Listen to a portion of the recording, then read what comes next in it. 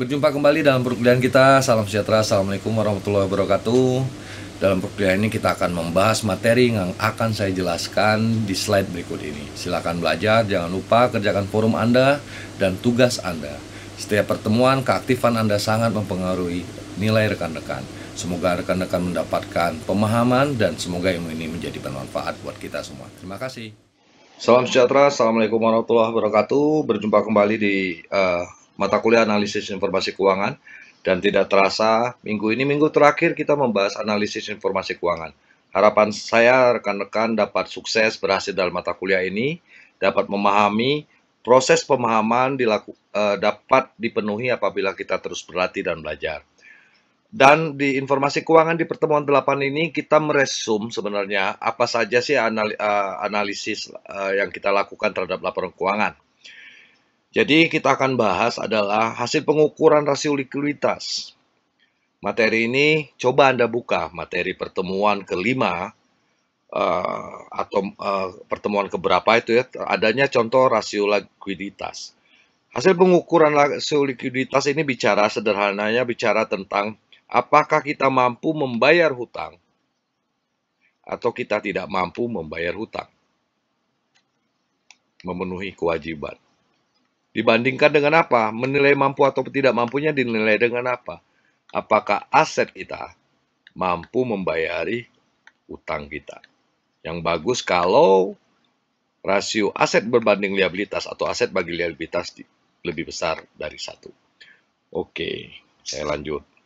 Rasio solvabilitas. Rasio solvabilitas ini membandingkan bagaimana kewajiban atau hutang yang kita lakukan untuk membeli aset tetap ya. Selanjutnya, aset tetap ini akan menghasilkan income atau pendapatan. Artinya, aset tetap ini akan meningkatkan nilai perusahaan. Kemarin kita bicara tentang kinerja perusahaan. Nah, rasio ini membandingkan ini, hutang terhadap aset. Seberapa optimal hutang kita untuk membiayai aset, atau jika dibalik, seberapa besar aset kita tuh tumbuh, memberikan pertumbuhan terhadap nilai perusahaan.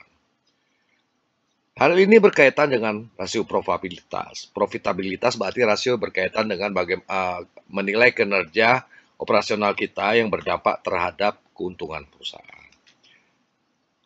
Rasio aktivitas, di sini bicara tentang bagaimana kita menilai aktivitas perputaran modal, perputaran piutang, perputaran piutang. Silakan rekan-rekan pelajari. Ini sebagai kesimpulan saja di pertemuan 8. Sebagai penutup, analisis informasi keuangan merupakan materi pelajaran yang sangat penting. Karena dia akan bicara, Anda itu akan bicara dari informasi keuangan. Informasi apa yang bisa diberikan kepada manajemen atau kepada diri Anda sendiri sebagai pemilik perusahaan untuk meningkatkan nilai perusahaan Anda. Jadi sifatnya analisis, bukan menyusun laporan keuangan. Menyusun laporan keuangan penting buat akuntan dan wajib dan wajar juga akuntan itu mampu menguasai membuat laporan keuangan. Tetapi jarang akuntan itu mampu menganalisis hasil laporan keuangan. Analisis informasi keuangan ini sama pelajarannya nanti Anda temukan juga di mata kuliah manajemen keuangan, akuntansi manajemen, ya, banyak menganalisis tentang informasi keuangan. Baik rekan-rekan, sebagai penutup, saya mohon maaf apabila terjadi kesalahan atau kekurangan dalam proses mengajar ini.